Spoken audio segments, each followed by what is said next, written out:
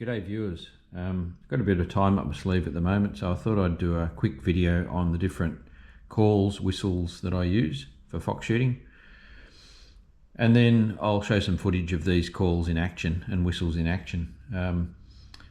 These are my favourites. Everybody who's into fox shooting has their own favourites. I've tried a number of different whistles and callers, and this is what I've settled on, as I said.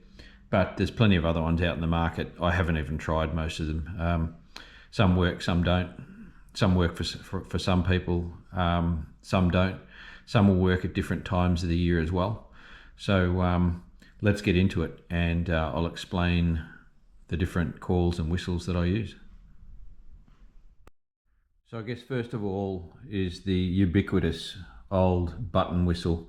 And I'm sure everyone's got many of these lying around in their cars, in their pockets, in their shooting bags, in their clothes that they take shooting. They're just everywhere. And so I can't remember how many I've had of these things.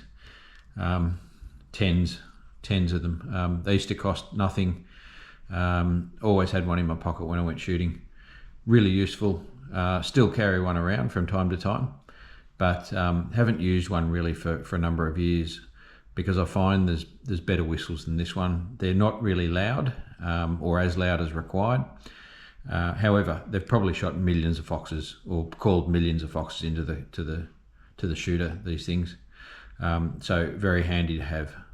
As I said, I don't use one of these. I haven't used one for years, but I always carry one around. Maybe that's just habit, but it's one of those things that dies hard, but haven't used it for quite a while.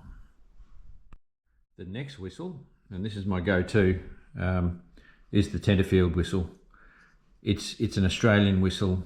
It's just a bit of metal, sort of with the burrs filed off, 2 1/8 holes drilled in at the right near the fold, and with a bit of rope or a bit of string tied around it. But that takes a little bit of mastering, but that one really calls the foxes in well. Very loud, and if you do it right, as I said, it's very loud and it'll call the foxes in from a long way away. Had a lot of success with that. That's my go-to at the moment in terms of whistles. I never leave home without that one. My next caller, it's not really a whistle, is this little mouse squeaker. So this is a really handy one to have in your pocket, and I'll give you a listen to this one.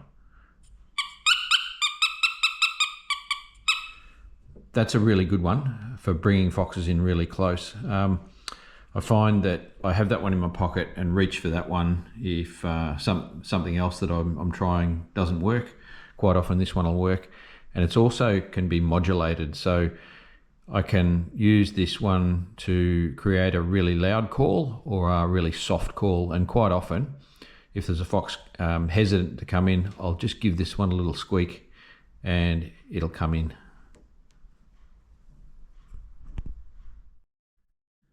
The next caller that I use, and is a bit of a go-to for me, in particular when there's a bit of wind around and or I want to bring the foxes in from a long distance, is this one. It's a hare call, and I got this one from the States. I have no idea who makes it. I can't remember. I got it so long ago, but it's a very useful caller. And as I said, good for where there's a lot of hares around and the foxes are predating on hares, or if I want to bring a fox in from a long way away. Easy to carry around, stick it in your pocket and you don't know it's there. Very useful.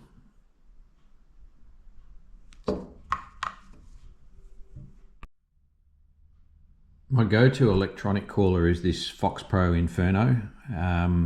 It's a great caller, and I have settled upon this one after trying a number of different electronic callers.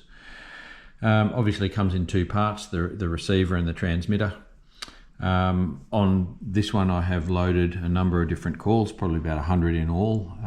Fox calls, rabbit distress calls, bird distress calls, rodent distress calls, you name it, it's on it. And I can try multiple different calls on an evening to see which one works, and try different ones for different times of the year. As I said, this one's really handy all through the year because it'll actually cover everything that's happening all through the year. For example, early in the season, the foxes will come into a rabbit call readily. As we get towards May and the fox, I guess the diet moves away from rabbits, and there's less rabbits around in the winter, and there's lambs around or calves around. This has got lamb calls that I can use, lamb distress calls. So it covers the whole gamut of all the different calls that you want to have in your arsenal. I find that the fox calls are really useful all through the year as well.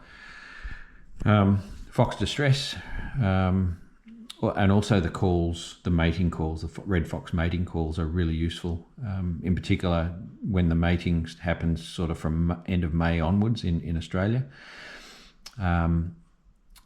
Right through to about August, you'll find the mating calls and the vixen on heat calls are really, really useful.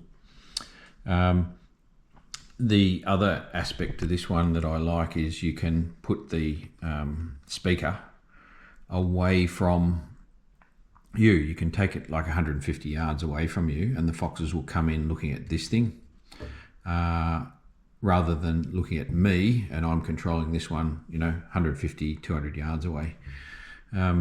So it actually takes the fox's attention away from you. In particular on a moonlit night, it's really useful because they're not looking at you at all. They get task focused on the speaker and you can be sitting off to the side, aiming up at them. Very useful during the day as well, obviously for that reason, because the foxes will not look at you. If you are using a whistle like the Tenderfield and you're doing it during the day, you are the distressed animal and or the rabbit, and the foxes will look directly at you. Whereas with this thing, they'll be looking 200 yards away off to the side. So I guess this is my go-to electric caller. As I said, I've tried a few different models and I've settled on this one. I do take this one in a bum bag with me wherever I go, and these in my pockets. So I guess overall, guys, these are the tools on my bum bag or in my backpack or in my pockets that I use for fox shooting.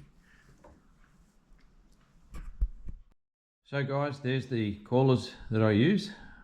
I've put together a compilation of videos from over the years of foxes called in using these tools. So I hope you enjoy the videos upcoming. Thank you very much for your support for the channel, and please like, share, subscribe, comment, and I'll see you in the next video.